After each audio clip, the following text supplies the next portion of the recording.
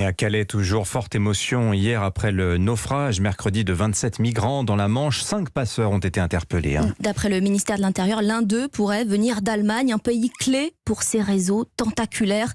Les précisions de notre correspondante à Berlin, Hélène Kohl.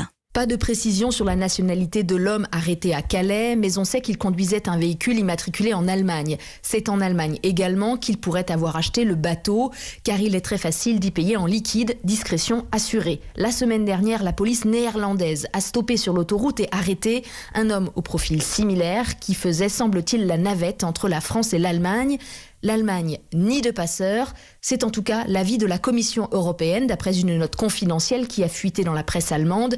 D'après le quotidien Welt, Europol serait d'ailleurs sur la trace de tout un réseau de Syriens d'Allemagne particulièrement organisé pour faire venir des migrants depuis la Biélorussie. Les statistiques de la police fédérale confirment l'intensité de cette activité illégale sur le territoire allemand.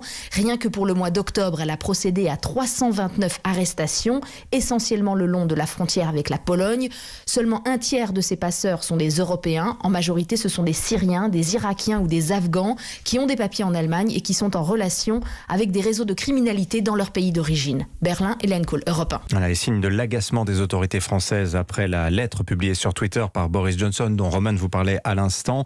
On apprend par l'agence France Presse que Gérald Darmanin, ministre de l'Intérieur, annule la rencontre qui était prévue avec son homologue britannique Priti Patel.